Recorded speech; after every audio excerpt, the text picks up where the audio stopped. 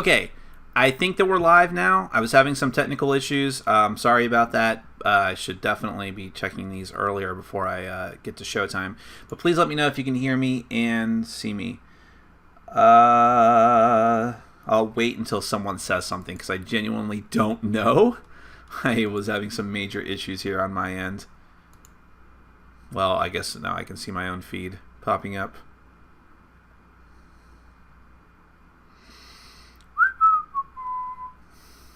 Looks like it's okay. Sorry, I'm being paranoid. I have to wait and see. If you do see me and hear me and this is just annoying you. All right, looks like we're good to go. Cool. Thank you so much for your patience, everyone. I do apologize for that. I was kind of busy and should have been checking this out earlier. So, my name is Nick. This is Board Game Brawl. If you're not familiar with what we are doing here right now at this ungodly hour, midnight's not so bad. I did this at like 2 a.m. once. This is a live Q&A. You can ask me anything you like, board game related or not. I will try to answer to the best of my ability. If I don't answer your question, it's just because I'm not either qualified or capable, or I don't really particularly want to answer that particular question. But if I do choose to answer a question, I'll be as honest as I possibly can. So we are going to go through that. We're going to go from question to question, starting with what people were talking about in the beginning. I do have to say, though, the other day, I snuck in and looked at a few of the comments, because sometimes I just want to read some of the comments to make sure there's no kind of technical glitches with the live stream that I set up ahead of time. For some bizarre reason, YouTube eats the comments sometimes if I peek in too soon. Like, I looked at the questions. There was like 4 or 5 questions, and then I like closed out the window. And then I came back to look at it later, and all those questions were just gone. So there's only like 4 or 5 questions at that point, but if you asked a question, let's talk about it, okay? I'm going to give my non-spoiler review. I was thinking about like, oh, maybe I'll have like a period of a few minutes where I will talk about it in excruciating detail with spoilers, and people can just like mute the sound if they haven't seen it yet, and I'll give the high sign when it's okay to, which is really the Ultraman sign, when when it's good for people to start listening again. But then I was like, well, but then people in the comments might accidentally spoil things if people are reading the comments. I'm not going to do it. So instead, I'm just going to give a very general, generic review of what I thought about the movie. I saw it last night at a 10 o'clock showing with a friend of mine, and I'm probably going to see it again, which will probably tell you what I think about it. I thought it was amazing. I really, really did. And trust me, I was going into it as one of the most cynical pricks you could possibly imagine, because in the past few weeks, I'd actually been binge watching again and again the Red Letter Media reviews of the prequels to remind myself of how much I hated them and how much they tarnished the franchise's reputation. And I was ready to be as critical and cynical as I could ever have possibly have imagined, which for me, to top myself on cynicism, you know it has to be something amazingly bad. But the fact of the matter is, I loved it. I enjoyed it from beginning to end. I was almost literally on the edge of my seat at times. I was captivated. I had to pee for the entire movie, but I never even considered leaving. How's that for TMI? I just loved it. And the person I was with, who was even more cynical than me and not even a Star Wars fan in any way, shape, or form, other than kind of sort of liking the original movies, she was on board too. She thought it was a lot of fun, and that should tell you something. And the fact of the matter is, and I'm not going to go into explicit detail. You don't have to worry about spoilers. I'm just going to talk about general things that people already know about the movie. The story of the movie, not that great. Really not. If anyone tells you that it's like this highly intelligent and like very detailed storyline that, you know, is like classic film style prose, they're lying to you. They're lying to themselves.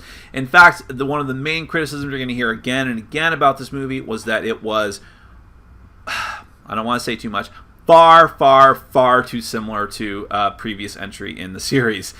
And I would totally agree with that. And in fact, it actually did bother me as I was watching the movie, saying, oh, this is like that. Oh, this again, blah, blah, blah. But it doesn't matter. See, the thing about Star Wars is it was never about the story. It really wasn't. The story, even the original Star Wars, and I love the original trilogy. I just rewatched those as well, and they're fantastic. They still hold up. But the original trilogy, including especially the very first one, was always sort of a hack story. It really was. I mean, David Wong from Cracks talks about this at great length in a great article that he posted this week about how basically George Lucas wanted to make Flash Gordon or Buck Rogers. He was trying to make that movie with those rights, and he couldn't get the rights, so he made Star Wars instead. So he was just borrowing stuff, including the opening scrawl, directly from those old films and TV series and so on and so forth, right down to the merchandising he aped.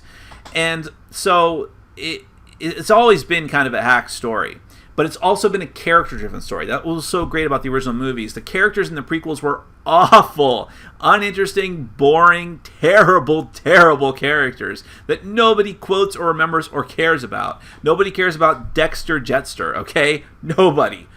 The characters in The Force Awakens were incredible. I loved them. They were electric.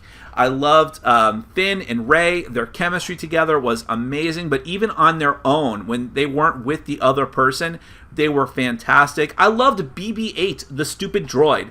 I was all ready to hate that droid in all the promotional stuff, all of the things that I was seeing, like the toys. I was like, oh, this is just a cheap merchandising cash-in, which it is. It definitely is. I'm not naive to that. But it was actually great in the movie, like funny. I mean, I loved it. Poe Dameron, the pilot. Again, I'm not going into any explicit details.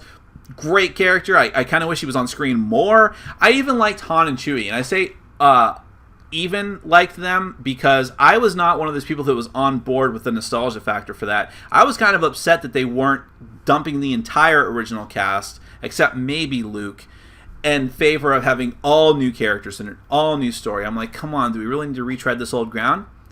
And I kind of still feel that way, by the way. But they were great in the movie. So I'm not going to say too much more than that because, I'm not going to ramble on and on and on about it. But I really loved it. In fact, I have a sneaking suspicion it may be my favorite one of the movies, period.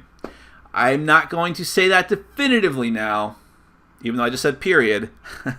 But I'm going to go see it again in theaters. I'm probably going to go see it before I see The Hateful Eight. Luckily, The Hateful Eight is not officially releasing until New Year's weekend, I think. But there are 100 theaters across the country who are showing it in 70 millimeter, like Quentin Tarantino wants it to be shown. And one of the theaters is right near me. It's 10 minutes away. So I'm going to go see it on Christmas Eve. And I might either before or after see Star Wars again. That's how much I loved it. So that is my overwhelmingly positive review of The Force Awakens. Do with it as you will. So let's get on to questions, what you all came here for. Quick programming note. Let's get that out of the way first, and I'll reiterate it at the end. My top 10 of the year is going to be out tomorrow morning, hopefully, but definitely at some point tomorrow. Sorry for the delay on that, but of course I finished up my top 100 last weekend and they were running really close into each other, so I wanted to leave a few days gap in between. As far as reviews go, in the very, very, very near future, this weekend you're going to see reviews for Tail Feathers and for the Legends of Andor and Legends of Andor Star Shield. They're not new editions, they're just new printings of the game. I never got around to reviewing the old printing, but Legends of Andor, I'll just say it right now because I've said it before in the past. I think it was on my top 100 last year. Great game, and I'll tell you what I think about the expansion and such as well. And then in the near future, but not this weekend most likely, you're going to see reviews for Dungeon Saga, Eldritch Horror's new expansion, Under the Pyramids. Spoiler alert, it's got more of the same stuff, but that's fine. And Deception, Murder in Hong Kong, which I think I'm the last reviewer on the planet to review that game. And I'm including reviewers of things not even board game related. But yeah, for whatever reason. In fact, I had to eventually buy my own copy because for whatever reason, I was promised a copy weeks and weeks and weeks ago, and I never got it. So I don't know what happened there. So I just went and got my own copy, and so I'll have to just review it that way. But by now, it's totally not. People are burned out on seeing videos of that game, I'm sure. So let's finally get to the question. Sorry about that. I'll probably go overtime anyways, don't worry. Thoughts on the upcoming Valiant deck building game? I'm excited. Now, I've never been a huge Valiant fan, but I did like it back in the day. I liked Solar, I liked Magnus Robot Hunter, and I liked Exo Mana War. I never got too much further into it, but those were the ones that I read some issues of and that I enjoyed. I always wanted to get around to Rye and Bloodshot, but never quite got into it. So I'm on board with it, and I want to see something new. I want to see a new type of comic come back, and they are kind of rebooting the Valiant universe, aren't they? I'm not too sure, but I like the idea, and I also have I need to look at more pictures and stuff for it if they exist. But I had heard that there are like miniatures involved with it, so it's like a deck building game, but with a board game. I don't know if it's like Mage Knight, where deck building is only a smaller fraction of it. The fact that deck building is in the name, probably not, but I'm on board with it. I'm excited. What happened with the RPG sci-fi box set you were excited about from Essen? No idea. I never got a copy of that. I don't know if it's ever going to be commercially available in the US, but it seems super cool, and I'm not sure. I hope that it was actually there. I tried to put games on my list that were actually at the fair, but that's definitely one that fell off the radar. Star Wars or Star Trek? Whoa. This new movie is definitely giving me pause. If you had asked me a week ago, or 2 days ago, I probably would have said Star Trek, because the body of work, the body of quality content is greater because they were long-running TV shows. But the thing about Star Trek that you need to realize with me, I do not like the original series. That sounds like blasphemy, I'm sure. I don't care. I never liked it. I didn't like it when I was a kid. My mom used to sit me down and try to watch it with me, and I'm like, this is boring to me. But I love The Next Generation from day one. I don't know why. I just liked it much, much more right from the get-go, and liked it all the way to the end. And some of it doesn't hold up as well, even the later episodes, but I still have incredibly fond memories of them, so I choose to maintain those memories and not watch it again. Deep Space Nine was also great, and I think that holds up a little bit better. Alright, I'll confess those are probably the only good series. I never liked Voyager, although I guess it had its moments. Voyager had great plot ideas and just terrible acting, and I had one of like the worst episodes ever produced, the one where they turned into lizards, whatever. And I never got on board with Enterprise either, so that's kind of shaky. I wish we had gotten a series with Worf as the captain, as they promised, but that never happened. The movies, most of them were bad, some of them were good, but still, I think as a body of work, Star Trek is solid and holds up. But this new Star Wars and the promise of new and better Star Wars to come, I'm leaning towards Star Wars now, I have to say. Nick, have you seen the fan-made pen and paper RPG Blood Pouch based on Rob Liefeld's comics? You're a liar. Does that exist? Get out of here.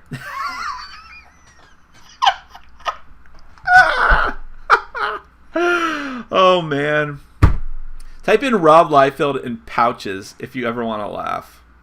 Oh my gosh, type it into Google.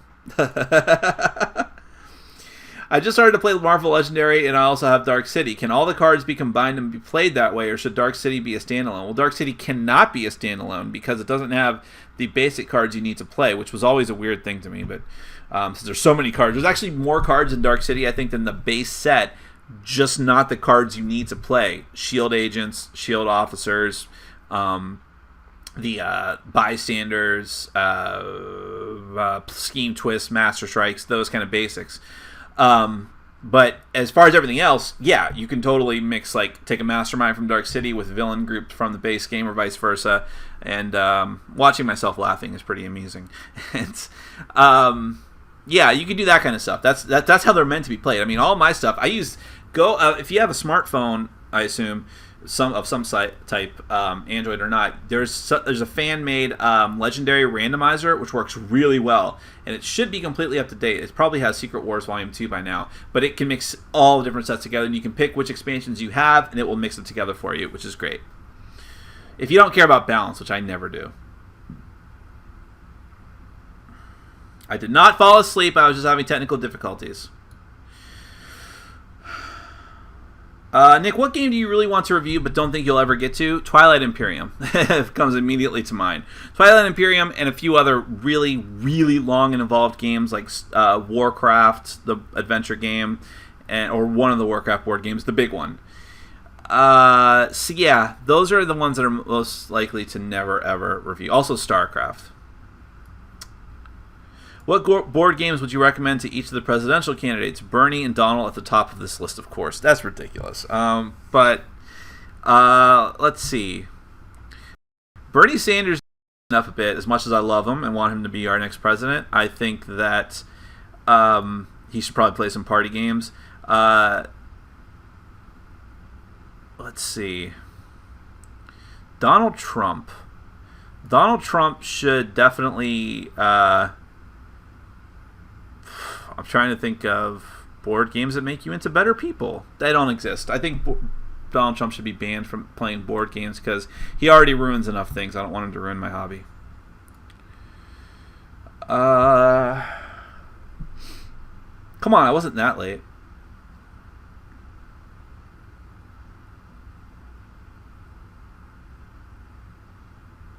And I actually did get a lot of sleep last night because as soon as I got home from Star Wars, I was just like, I'm just going straight to bed. And so I got about 7 hours of sleep, which is phenomenal for me.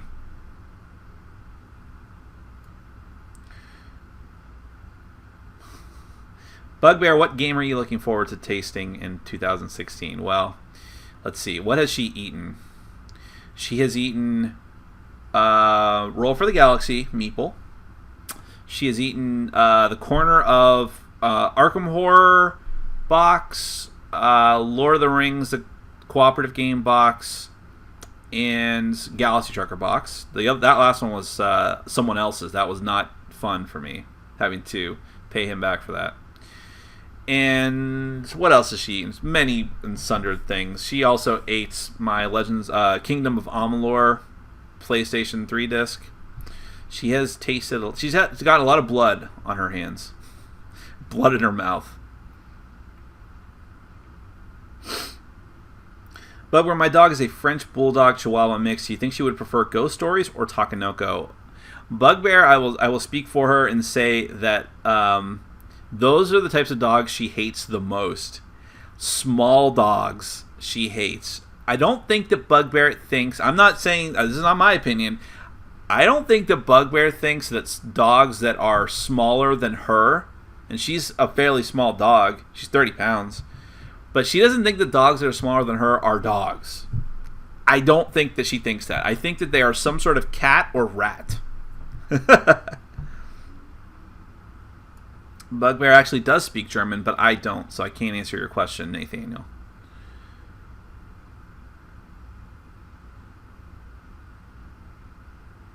Bugbear, do you have a rule against... I can't believe I'm answering Bugbear questions. Do you have a rule against hygiene at the game table with your canine friends? No, she actually licks my table, which really disgusts everyone as they watch her do it. Bugbear, I am assuming you are not a fan of kittens in the blender, or are you? Well, obviously, she would enjoy watching that happen.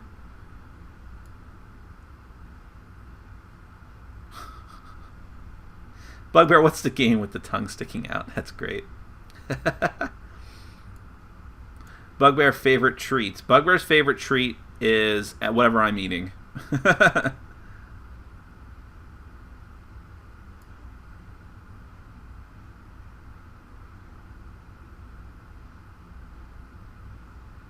Jesus, I guess I was taking a while.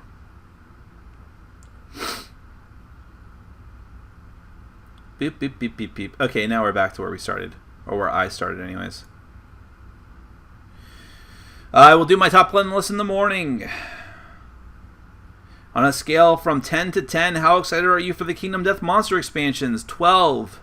How the heck did Sam Healy get a copy of Black Plague over a week ago? My copy should be arriving tomorrow. I know. I'm really waiting on mine. See, the problem is for me, it's going to be even longer for me because I ended up buying someone else's pledge, and now I have to wait for... And they wouldn't split the shipment, so I have to wait for him to get his stuff and then ship it to me. I told him to priority overnight it to me if he could.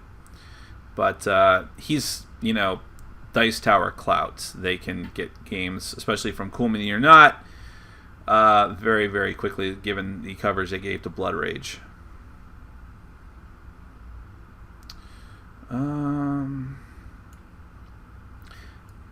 Let's hear your top 3 or top 5 most difficult cooperative games. That might be an idea for a top 10 list, but no, because I have to put games I don't like on there, which would not be fun. Most difficult. Robinson Crusoe. These are in no particular order. I'll just shout them out. Robinson Crusoe is incredibly difficult. Legendary Encounters. Alien or Predator, so hard. Most of my plays... I played Legendary Encounters Predators a couple of times with people before I did my review, but most of the plays I did before my review were actually solo. Because I played it with people competitively, because there's a competitive mode to Predator, and then I was doing a lot, like the cooperative plays solo, but playing as if I had 2 or 3 players. And it was not that bad, but maybe it's because I had like full control of what I was doing. I didn't feel like it was that difficult, Then I played it cooperatively the other night, and I'm like, holy crap, this is as hard as Alien. What was I thinking? But it's not that it would have hurt my review at all, but or maybe we just had bad luck that night. I don't know. But it's so hard. Other really hard ones. I never thought Yggdrasil was as hard. Yggdrasil's not in my collection anymore. I thought it was just kind of mediocre, despite the theme.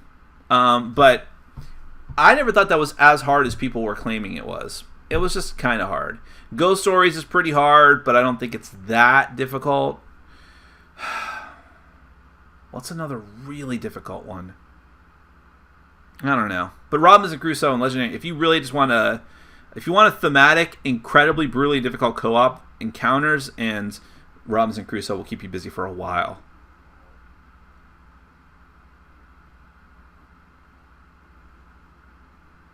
So after watching the new movie, which Star Wars game did it make you want to play? Rebellion. I can't wait for that one. But of currently released ones, the only one that I really... Well, that's not true. I like Queen's Gambit and I like the Star Wars Risk. But the Star Wars Imperial Assault, it did make me want to play that because I like the whole adventure aspect of it. Nick, when is your West Coast tour so we can have a beer and game together? It's not going to be anytime soon, my friend. If you want it... Dexter who? That's funny. But if you want it to be sooner, you're going to have to come to me. Hey, Nick, what are your thoughts on the board game Secrets of the Lost Tomb? It looks like a cool game, but I'm on the fence about whether to get it or not. I'm very sad to say that it is still sitting on my shelf unplayed. I need to get to that, and I'm very sorry about that. A lot of games are just falling through the cracks because I'm so busy and have so little time to review everything, but it is near the top of my priority list to do. 4-player game with strategic players. Which would you play first and second? Dominant Species, Rune Wars, Forbidden Stars, and Blood Rage. I'm not totally qualified to answer this because I've never played Dominant Species, and I only had half a play of Rune Wars. I have Rune Wars now for myself because I got it in a trade, but I only played a half a game of Rune Wars, and it didn't go very well because other people that were involved were like, oh, this game is still going on. It's a very long game. So we quit prematurely. But I thought I liked what I saw there. So I don't know. I can't really answer this. By default, I have to say Forbidden Stars, then Blood Rage as far as strategy goes. Blood Rage is strategic for sure, but perhaps more random than people might suspect if you've never played it.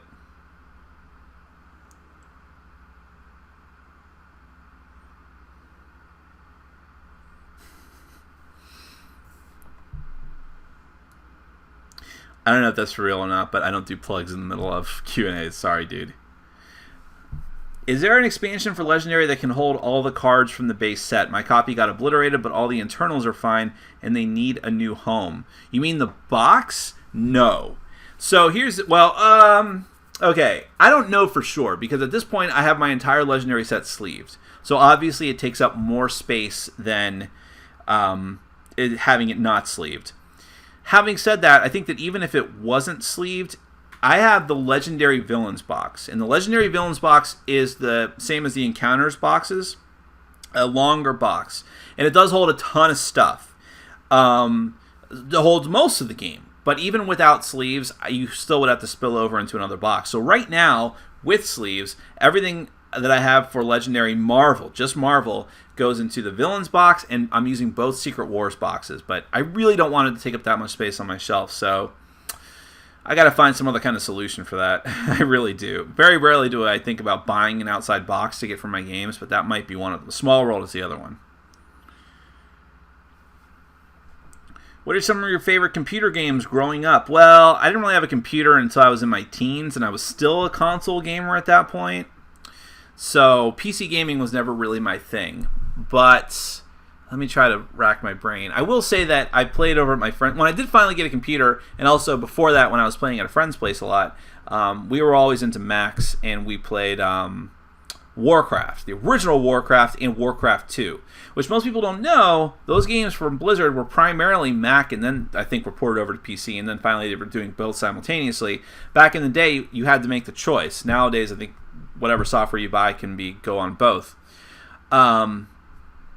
But yeah, there were those. I liked Descent, and when I say Descent, unless you think I'm talking about the board game, there was a sci-fi space shooter called Descent where you took like a little robot down through tunnels, something like that. That was fun. What else did we have? Some Star Wars game, Dark Forces maybe. Whatever one had a stormtrooper on the cover. Those are the only ones I can remember.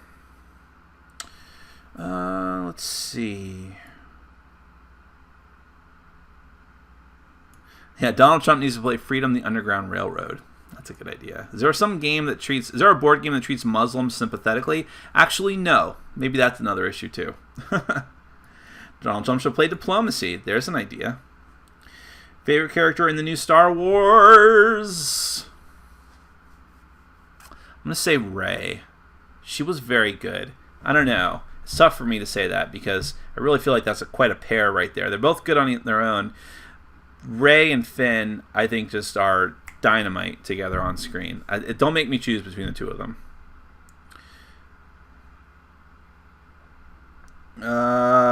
Damn it. Sorry. I lost my place. I hate how YouTube does the comments. It's so bad. You should have to click for more comments, in which case it wouldn't auto jump you back up. Those of you who have never run a live stream don't know my pain. What happens to your board game groups over Christmas and New Year? There's always a few stragglers who are angry loners like me or separated from family or can't get to their family for some reason. So this still actually happens. Like I'm actually having a game night tomorrow with a few people. Wednesdays I'm kind of suffering lately, but I think it'll be okay. And then I always inevitably have extra holiday gaming. So actually it works out a little bit better than it usually does. Have you ever played Nightmare? I have not. Did you play The Last Spike? I have not. Do you think there will be expansions for Zaya? I do. Yeah, there will be. He's going to do something. I'm glad that his last project funded Tavarua because I need that guy to stay focused and positive and keep pumping out Zaya content. I had no interest in that game, but I want more Zaya. What do you think would make a good Wits and Wagers Geek Edition question? I don't know because I'm not into that game. I actually think Wits and Wagers is highly overrated.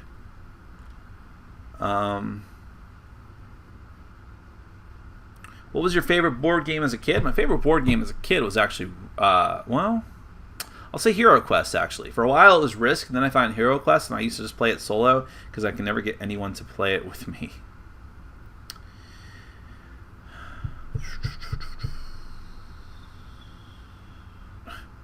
If money was no option, what outrageous gift would you buy yourself for Christmas? Money was no option.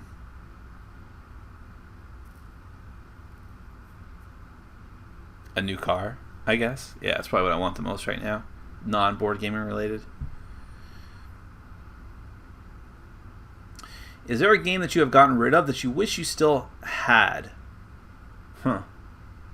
Well, now that Yggdrasil is out of print, since I mentioned it earlier, I wish I kind of had held on to that. I actually gave that away as part of a big mass trade of stuff to one person on Board Game Geek. If you're familiar with Board Game Geek trading, you already know what I'm talking about.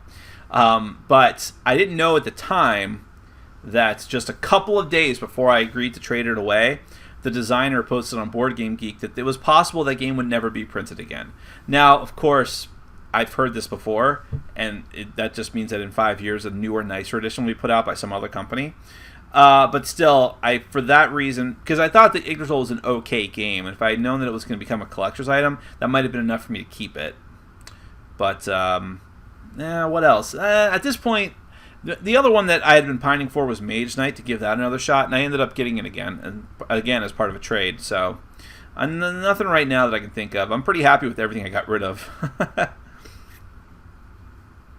The new Star Wars movie or Guardians of the Galaxy? New Star Wars movie. I like the Guardians of the Galaxy a lot, but I wasn't as on board with some of the characters in that movie. Like I'm not like the biggest Chris Pratt fan, and the raccoon, But I liked the plot of that movie quite a bit, and just the Marvel Universe in general. But I liked it. It was a good movie. Do you play any board games online, and if so, which site is your favorite? I don't. I used to for a while when I had more free time. But when the channel picked up, that just consumed every bit of free time I had. Best party game for New Year's celebrations. Well, there's a lot of party games that I love. There's a lot of party games that I'm not a big fan of that I might still recommend. Like, I don't like Wits and Wagers. I do think it's overrated, but I do know it works very well with large groups of people and it's very simple. Same thing with Say Anything, although as I posted on Facebook, I just heard a radio ad for Say Anything as read by Glenn Beck. And I realized that what happens here is that North Star Games, who's a pretty big company at this point, just hired some ad firm to say, hey, here's a radio spot we want read. Read it on the most popular radio stations across the country to get us as much ad time as possible. And they do it for podcasts, too. I've heard them advertise on a lot of podcasts I've listened to. So that's how it ended up on Glenn Beck's desk. But still, I don't know. It really just disgusts me to no end. But as far as other party games, I would recommend heartily. Spyfall is simple and fun and amazing. Concept has been a huge hit. I have turned so many people onto that game that I know, and they're like, yeah, everyone loves it. Concept is a great game. I wish it got more love. I really do. In a perfect world, Wits and Wagers would not be selling at all, and Concept would be selling like hotcakes. I've been catching up with questions, so I was kind of talking at length, but it looks like we're finally picking up again. For midnight, 32 people. Midnight on Star Wars night, 32 people watching is not terrible.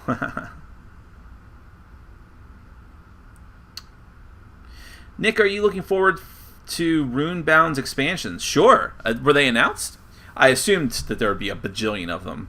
But yeah, I want to see more scenarios. I think I complained in my review. One of my complaints about it was that there just wasn't enough scenario content. You had two bosses that were different. They were pretty different, but still the gameplay felt mostly the same. I want to see more radically different stuff. I want to see more player interaction. So yeah, I'm very eager to see what they can do with expansions, but I still like the game. 1 to 10, how surprised are you that the new Star Wars movie wasn't awful? I didn't think it would be awful. I don't think at any point I thought it would be really awful. Because I just don't think that. I think that they had enough stuff. Again, as David Wong said, there was like 10 to 12 things they needed to tick off in order to make hardcore geeks happy, and they made sure that they did those things to get the nostalgia factor kicking in. So there's no doubt that it was just going to be at least an okay movie. The only thing I'm surprised about is that it was that good. I really, really was happy with it. Nick, do you play Crokinole? No. I'm very curious about that game because I'm not really into dexterity games that much unless they have a really great theme like Flick 'em Up or possibly Catacombs. I still need to play that game. And I know Crokinole is significantly different than those games, and you need a big board, which I don't know anyone that has, but I would try it for sure. I'm not objectively opposed to those types of games. And what are your favorite dexterity games? Like I said, I think Flick 'em Up is a really, really great. Fuck, Marry, Kill, Star Wars, Boba Fett, Han Solo, and an Ewok. Well, I can't believe I'm doing this. Why am I doing this? I think I'm going to kill the Ewok. I do like Ewoks, though. I think I'm going to fuck Han Solo and marry Boba Fett. Because we already know... Well... I almost gave a spoiler. I don't know. I just think Boba Fett is, someone more dependable. Sticks to his mission... Has a job, a firm job, isn't like a swindler. He's like, this is my job, this is what I do. I make a lot of money doing it. That's a man that can take care of me. I love it. I just love to make people uncomfortable. When do you expect to have your top 10 for 2015? Tomorrow. Where does the new Star Wars rank out of the Star Wars movies? Yes, so out of the other 3 Star Wars movies that exist, as we all know, there have only been 4 Star Wars movies total. Here's how I'd rank them at this point. Although I can't say this for sure. I need to watch the new one again, and I will. How would I do this? Right now, what I'm leaning towards is Force Awakens, number 1. Empire Strikes Back, number 2. Return of the Jedi, and then A New Hope. I'm one of those people that thinks Return of the Jedi is just slightly, by an increment, better than the original Star Wars. For some reason, I was shocked to see that the Metacritic rating for Return of the Jedi was like lower than Revenge of the Sith and only 1 point higher than Phantom Menace.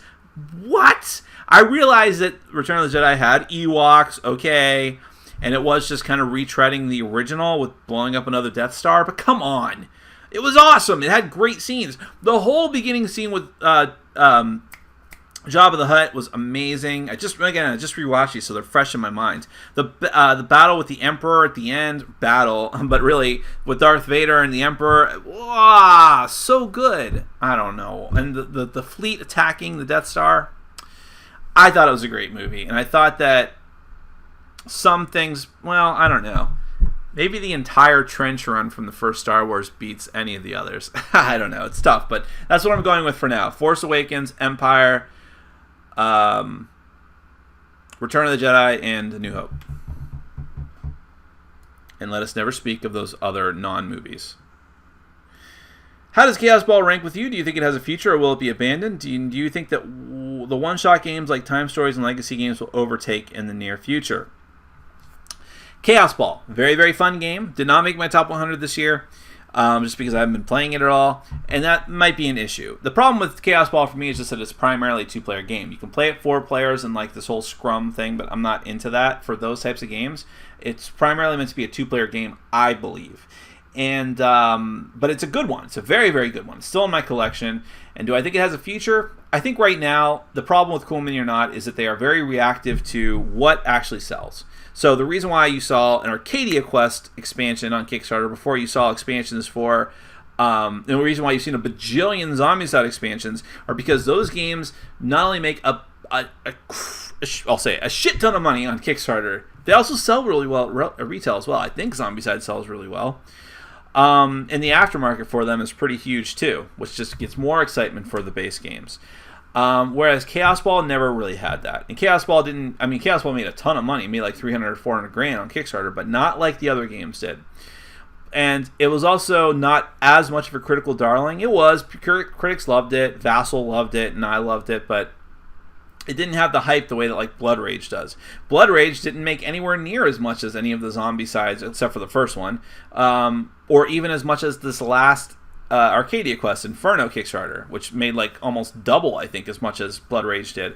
But Blood Rage was so hyped by, there's certain games that the Dice Tower just chooses and it's like, well, this is the thing that we're going to focus on and get as many copies sold as possible. At least, I don't know if that's what's going through their minds or not, but that's what happened with Blood Rage, and that's what happened with Mission Red Planet, which is an abysmally mediocre game.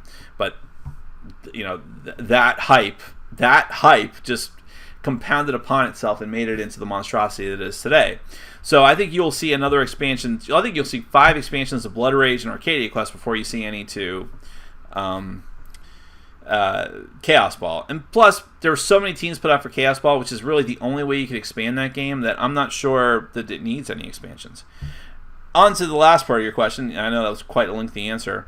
Do you think that one-shot games like Time Stories and Legacy games will overtake in the near future? No. I think that much like people were screaming that the sky was falling when apps were coming out with XCOM and Alchemists, how many of those did you see for the rest of the year? It doesn't mean it was a horrible idea. It just means that those were right for those games. They're not right for every game.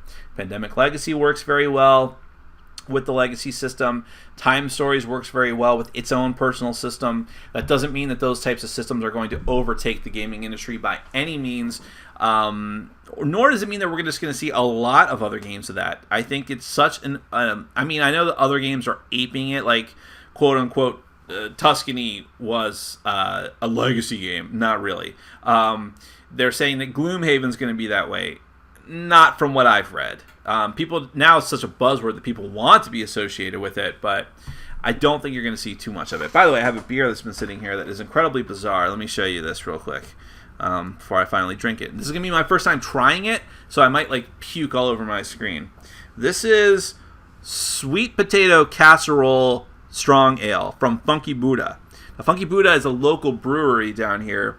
They have a full brewery and bar down in Oakland Park, Florida, which is about half hour, 40 minutes south of me, where I used to live. I used to live in Oakland Park, or near it.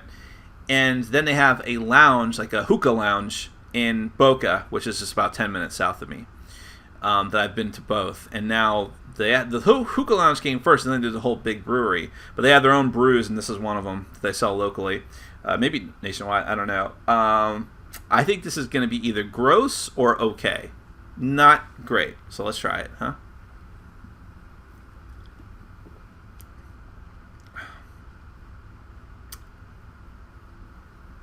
It's alright. I told you. It's just okay.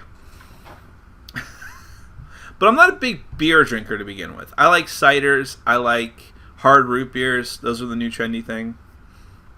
I don't like wine either. My boss actually gave me a whole bottle of champagne that's been sitting in our fridge at work for the last 2 months since our grand opening party at our new location. And he was like, "Here, Nick, Merry Christmas." They actually gave me a legit Christmas present that was awesome. Just money. Alright, let's keep going. Now some questions have built up. Awesome. Maybe. What board game do you like but your gaming group doesn't? Well, that's going to take the rest of our Q&A. There's a lot, trust me. My gaming group doesn't like Tanto Cuore because of the theme and because it's deck building. There's a lot of people in our group who don't like deck building games, which, as you might imagine, is problematic. There's one person in my group who hates Space Hulk, which is a shame because he's one of the people I like to play two-player games the most with. What game does the majority of my group hate? There's always... No, I don't know if there's a game that's universally hated. There's always just a bunch of games that I'm like, okay, I can't play this game with these people. They're going to hate it. I can't play Shadows over Camelot with these people. I can't play Cosmic Encounter with these people. Aaron from my group, who has been on camera before and is a chronic BGG user, you probably met him online and don't even know it if you use BGG, hates Cosmic Encounter with the passion of 1,000 suns. And I just know that that's not even an option. It's not even like okay, I'll play it if you get me drunk enough. He would rather die. So there's always a game like that with someone, and because I have such a wide breadth and variety of games, and I'm that kind of gamer that I play a wide variety of games. It's going to happen to me more often than not that I'm going to find someone who hates something I have. Are you doing a year in review? Well, I'm going to do my top 10 of the year tomorrow. I'm probably not going to do like a reminiscence of the year, but I'll do my top 10 anticipated probably next weekend, actually. I might do that sooner rather than later. You have a mixed group of Euro and Ameritrash gamers. Which game do you suggest they play with each other? Well, I hate to get on the hype bandwagon, but Blood Rage fits that bill pretty well. But I also think that games like City of Iron work very well for that. Yeah, the games from Jamie Stegmaier work pretty well. Well, maybe... well, that's not Jamie Stegmaier, but I was just thinking that at the same time. Ryan Lockett's games work very well. What else? Champions of Midgard would work pretty well in that regard.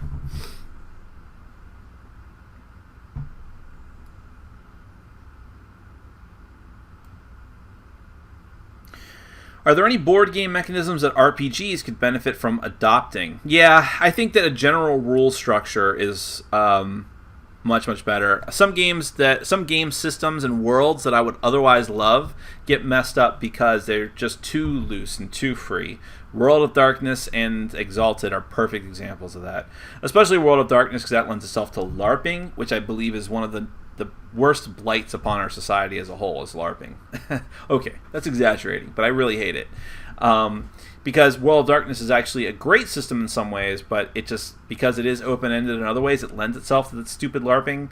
And if it had more rules, firm rules in place, I think it would be better. Exalted is even worse about that, because Exalted, you can't even use the excuse that people LARP it.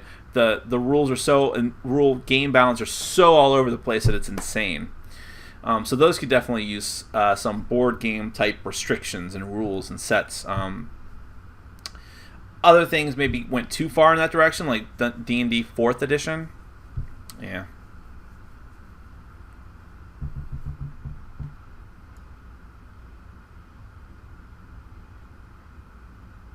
Some people hate the Star Wars talk. I don't think I said any spoilers. People just hate Star Wars, maybe. If you were having a game table made, which feature would you most want, or just describe your ideal table? I'm not into like super fancy tables. I'm really not. I could care less about geek chic tables. I do need a new table, but I just want it to be secure, not wobbly like obviously mine is. You're probably getting motion sickness watching my camera move. And I want it to be big enough to have a huge game board. Sometimes there's just games that have enormous boards, and it's really irritating. Like Eldritch Horror, and of games I still have, like Eldritch Horror. I don't care about like extras. I don't care about felt. I don't care about different tops you can swap out or having my logo on it. I don't care about drink holders. I'm very simple in that regard, but I want it to be sturdy, and I want it to be easy to clean. That's about all I care about. Was there anything other than theme that made you like Cthulhu Realms more than Star Realms? Have you tried Star Realms Colony Wars? Well, it wasn't just the theme, although that helped, but I also liked the fact that it felt at least a bit different than not only Star Realms, but the game that Star Realms was shamelessly aping, which was Ascension. I know that most of the core systems were still the same, but I thought that some of the things, as far as what effects kicked off cards, like discarding cards could actually give you different effects on cards, or keeping cards or drawing cards, and the way that multiplayer worked was just a lot better, I thought, than how Star Realms was trying to implement it. So I think they were using Cthulhu Realms as like an experimenting ground for like how can we make Star Realms potentially better in the future, and I think they succeeded. I haven't played Colony Wars yet. I probably will, but it's not on my to-do list. Top 3 alcoholic beverages. Well, I kind of listed them before, but let's see. Go-to beverages. Rum in general, because I mix rum with Coke, and it just works really well for me. Kind of takes some of the bite off of it, but it still gets me really messed up when I want to be. I like hard ciders. My hard cider of choice, if all things being equal and I had to choose, I'm going to say Strongbow and regular Strongbow. As far as, let's see, what would the last one be? I do really like margaritas. Margaritas aren't something I can just have all the time. I don't feel like making one at home. It's just also weird. But it just feels weird to me to make like a really complicated mixed drink at home. It's like, okay, maybe I'm really an alcoholic at this point. But I like margaritas a lot if I ever go out, especially to like a Mexican restaurant. Good margarita is great. What trends do you think we'll see emerge in board gaming next year? Oh, I don't know. I think you're going to see a lot of the same things just sort of continue on. I know I said it before that it's not going to become overwhelming, but yes, you are going to see more legacy games. You're going to see more games that take inspiration from Time Story and Pandemic Legacy, because why not? I just don't think they're going to be an overbearing thing. I think that worker placement, you're going to see more and more interesting stuff and different takes on that. Deck building, I think, has reached its apex, but you'll still see more of that. Unfortunately, I think you're going to see more Viking themes. I think we're right in the thick of it, and it's not slowing down yet, but hopefully it will, because I think Vikings are not that interesting, and I think that once the hype has died down for both Blood Rage and Champions of Midgard, not that there's much hype about that, I think you'll see Vikings start to go away. Thankfully. I just don't, especially, see, it's one of those interesting things. Like, I hate Western themes too, and part of what bothers me about it is, now, Blood Rage I like because it just says, well, we don't care about portraying them as accurate Vikings. There's monsters and dark elves and ogres. That's cool to me, and Ragnarok is going on. And Flick 'em Up is just like ridiculous flicking of discs, so okay. But anytime I see any other kind of game using Western theme or a Viking theme where it's like they try to portray them accurately in any kind of way, shape, or form is ridiculous, because nothing does. Nothing portrays them accurately, especially with the Old West. I assure you, whatever type of entertainment media you like that is based in the Old West, it is probably 95% wrong as to what was actually happening in the Old West as far as how people dressed, how people talked, and so on. So it's hard for me to like those themes. It's so hard to get to comments when it's like this.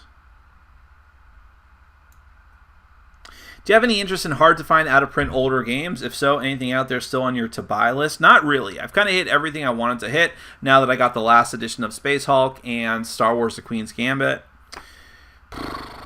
I'm kind of good. I haven't really been clamoring for any old games like that.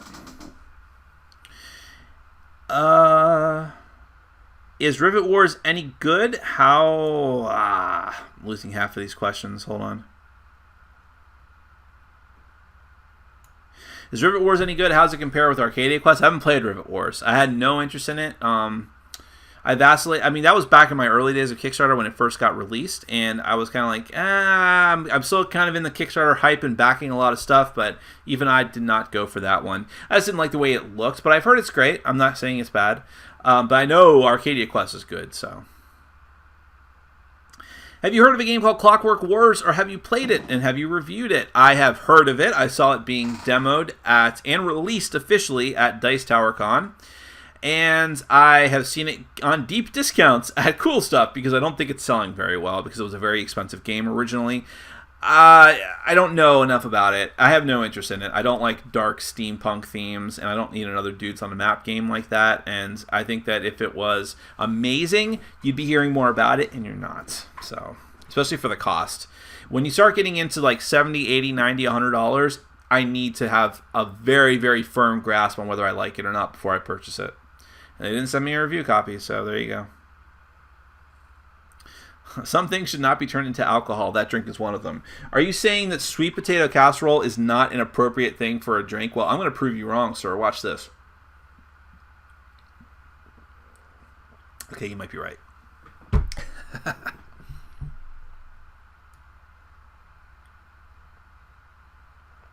Monkey Buddha, it's just okay. What a tagline. Well, they're not paying me. If they paid me, they'd get a better tagline. Yes, in Australia, it's lager time. I don't know that I've had a good lager.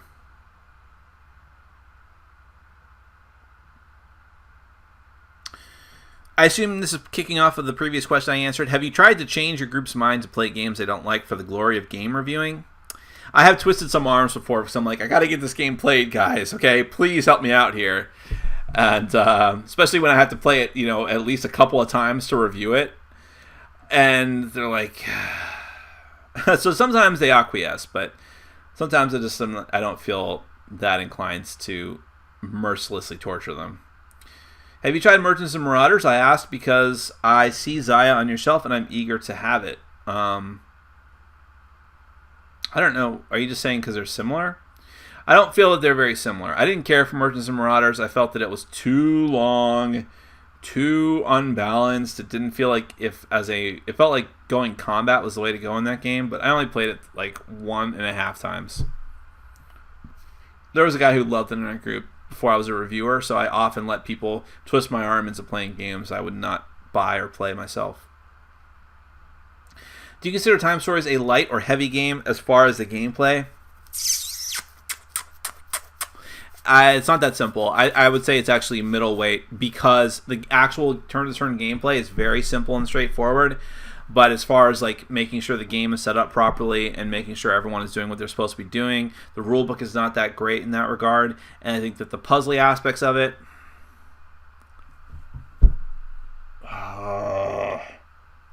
I guess I'm leaning towards light on that. But I still don't know that I recommend. See, I always think like if a game is light, is it a game I could just say, oh, hey, some new players, here, play this game? And I don't know that I'd necessarily throw someone right into Time Stories. But it's not that heavy. Do you still have Jamaica for review? I know it's an older game, so I don't know if it's worth reviewing now. No, I picked that up in a trade because I was like, well, I'm not going to spend money on it, but I'm kind of interested in it. And then I promptly traded it away for something else because I was just sitting on my shelf forever. So, I don't know. That's another game I think was overhyped by certain reviewers, and I think there's a reason why people aren't really talking about it. Have you played Twilight Imperium 3rd Edition? Is it as badass as people say it is? I don't know, because it's been sitting on my shelf forever unplayed. Do you have plans to review Tricarion? No! I've heard enough mediocre things about it, and it's not my type of game. I've heard several games refer to themselves as RPGs in a box. What would you recommend, especially for solo play? Kingdom Death Monster. Let's say you don't have $400 sitting around. And then in that case, for solo play... it had to be a DM-less system.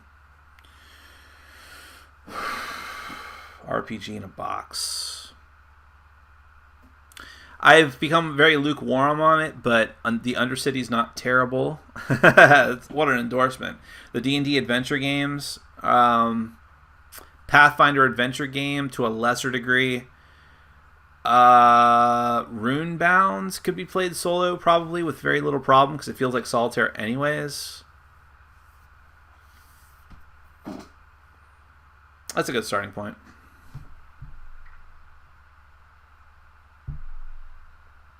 Oh, are you serious? I feel like you're Punk Level 7 Omega Protocol expansion. I don't know anything about it. I'll have to look it up. I'm excited, though. Do you think 2016 will be as awesome as this year? No. I know there's some awesome stuff coming out, but this was an amazing year. I don't think people quite realize it. This is why I'll say it again. Anyone who says that, oh, the Golden Age board gaming was 12, 15 years ago, they're retarded. Have you seen the Judge Dredd film? Any thoughts on a type of game that would bring out the theme? Well, if you mean Dredd, the last Judge Dredd film, then yes, and it was amazing. Well, amazing is a strong word. It was really good. Better than it had any right to be. But if you mean Judge Dredd, the movie from the 90s, yes, I've seen it. Yes, it's awful. But how did this get made? At least made a good episode about it, so it can't be all bad. And what type of game would bring out the theme? Well, let's see, dystopian, not even cyberpunk, it's just dystopian martial law future. I don't know if there's anything that specific. What's the longest game you've played, not including Pandemic Legacy, which I still haven't finished? Longest game I've played, meaning like in one sitting? The game I played in one sitting was probably Game of Thrones, which was like 7 hours. The first game of it anyway. Second game of it, we quit prematurely, so I don't know. And I was like, oh, okay, you know what? I don't like this game very much. But I mean, I don't know if that's what you mean or not. Or do you mean like multiple games? I don't know. I don't understand your question necessarily. What is your kind of Euro? My kind of Euro is a game that has relatively simple elements. I don't mean that the gameplay is like simple. I mean like if I do this, this happens. I hate Euro games where I'm like, I do this in order to do this so that I can do this. Too many steps involved. It's one of the reasons I didn't like Bloody End. Like, oh, I really want to kill these people and bury these bodies. In order to do that, I need to sacrifice these cards. But if I sacrifice these cards, I can't do anything on the next turn. So I'm going to have to build these annexes, which give me special bonuses, which make it easier for me to get rid of these cards. I'm like, for a simple card game, keep it simple.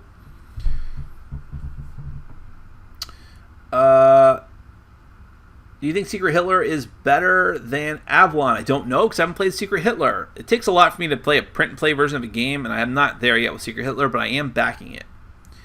I felt like in Fury of Dracula, whenever Dracula is not revealed, the hunters are just wandering aimlessly, and once Dracula is found, he doesn't have a chance. What am I missing? Well, you're not exactly wrong about that, because it is, especially with this new edition of the game, it is very, very difficult for Dracula once he is found. But a lot of it comes down to luck, no doubt about it. For instance, in one of the games I played with the new edition of it, the new printing, new edition from Fantasy Flight, the hunters were actually clustered up, except for like one of them. And they just got lucky and revealed a card and at the right time. In my track, I was playing Dracula. No, I'm sorry. Ian was playing Dracula. That's right. And so we were clustered up and just got lucky and cornered him and were able to put the beat down on him. He had nowhere to go. It was not hard for us to like close the net. But I've seen other games where really what you should be doing is spreading out. There's no doubt about it. And when you're spread out and players can't come to your aid right away, especially near the beginning of the game, it is much more difficult for the hunters to get to really do any real damage to Dracula before he can either escape or really bite you or kill you, which is only going to help him in the long run. So I think the game is a little more balanced and all that, but again, sometimes random circumstances are just going to screw you. What is the game that surprised you most, expected to hate it or love it, and got very much the totally opposite experience? A game that I expected to hate that I ended up loving?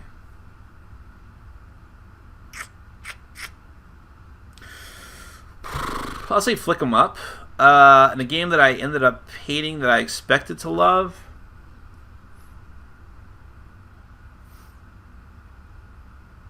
Darkness comes rattling. I don't know. Those aren't great answers. What is the game that's... just read that. So, let's see. Once again, it's difficult for me to get to comments without scrolling past too many of them. I'm thinking about getting Project Elite and know you've reviewed it. I don't know... I did not review it. I previewed it. I did a paid preview for it. It's only a commercial. I don't know if you backed it or not, but pretend you didn't. Would you pay its pre-order asking price from your experience with it? I can't answer that question. I'm sorry, because I still feel like I'm under the purview of the paid preview, and because I haven't gotten a review copy of the game yet or reviewed it for myself. Once that happens, all bets are off. I can tell you my honest opinion about the game. For now, I'm going to have to shut up about it. And I don't know that I don't have a genuine opinion, just to be honest with you about it, because when I do a paid preview, I am only there to do the paid preview. I don't play it enough to make and formulate a general opinion about it. Sometimes I can know about a game just from reading the rules about it. I don't know enough to give you an informed answer, even if I wanted to, about Project Elite. I know they had a whole kerfuffle about the minis, but again, I didn't even have production minis for mine. Discoveries or Marco Polo? Well, according to my top 100, I think I put Marco Polo above Discoveries. I'd still agree with that. Barely, though. Do you like Caverna? I'll let you know when I finally play it.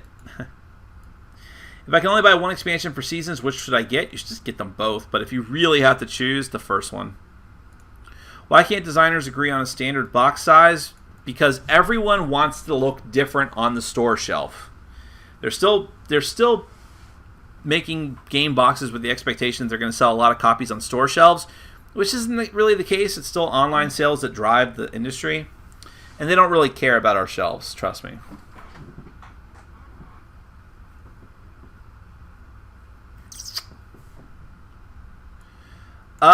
Well, we're caught up. Not as many questions as I was hoping, although we have 43 people watching, but that's okay. I think we're going to go ahead and end it there. I'm a little bit over time, but I started late, so that's okay. You can watch me drink one more regrettable drink of the sweet potato casserole strong ale from Funky Buddha.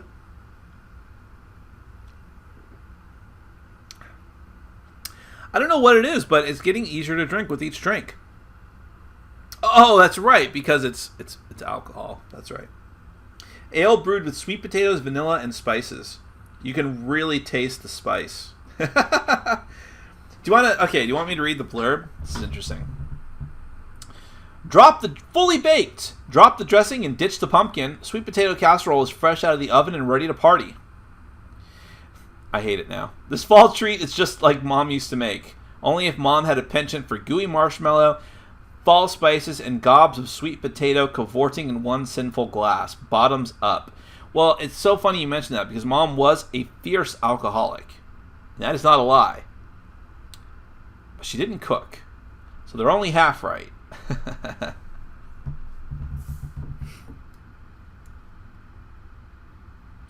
Alright, I'll answer more questions. How do your turnover rules work with your collection? How do you determine if a game stays, goes, as outside is welcome, never goes going to be played?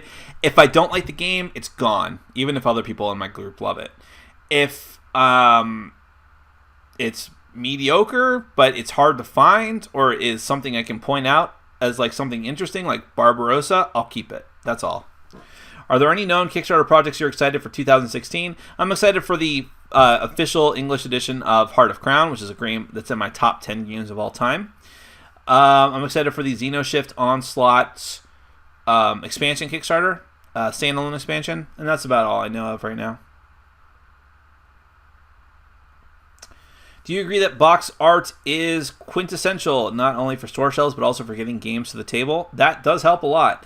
Yeah, box size, not so much. Box art matters a lot. Oh, well, if you mean Kickstarters I'm expecting to get in 2016, yeah, I mean Conan, Besieged. I'm sure there's others. What is a movie and or book you would like to be made in a board game? Well, I did a top 10 list about that nobody watched, but you should watch it. Years ago, 2 years ago now. Top 10, I did top 10 board games that should be movies and top 10 movies that should be board games or something to that effect. Check that out. It was top 10 pop culture media that should be board games, something like that. So go ahead and check those out. There's some of my least viewed top 10s. Not as poorly received as my top 10 publishers, which nobody watched. If that Heart of Crown Kickstarter is run by Japanime or Kamikaze, which it will be, don't do it. I realize they've had their problems. I've been waiting for Tonto Quarry Oktoberfest for a long time now. If they don't swindle me out of my money actively, I'm willing to cut them a break because it just sucks trying to get rewards from any Kickstarter. But yes, I agree. The Tonto Quarry Kickstarter has been kind of a disaster in some ways. The delay, the fact that those of us who ordered the big box for Tonto Quarry to hold all of the different expansions they're like, you know what? We charged you $50 for the box, and it's not a $50 box. We feel like it's not that great now that we have the final production version, but we'll give you a free playmat to make up the difference. I'm like, well, you could just give us our money back, but okay.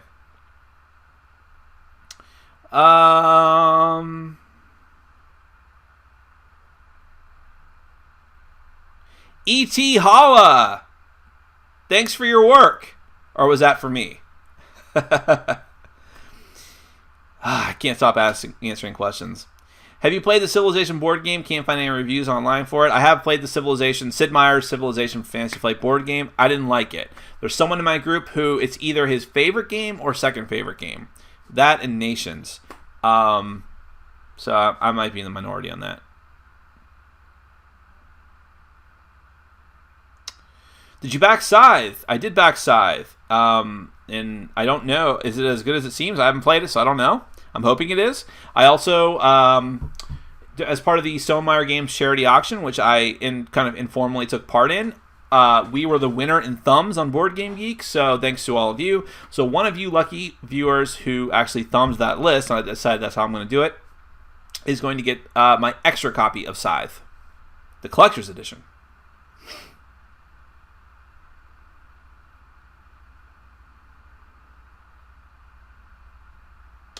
All right, if I don't stop now, I'm never going to stop. So I'm going to have to stop here. The last few of you whose questions I didn't answer, ask them again during the next Q&A. We're going to do this again next week. I love all you guys and girls. I really do. I love doing the Q&As, no matter how late they are. I'm going to try to get more work done this weekend. I think my output's been okay, but I understand that I'm not keeping up with all the other reviewers on certain things. I want to do better about it.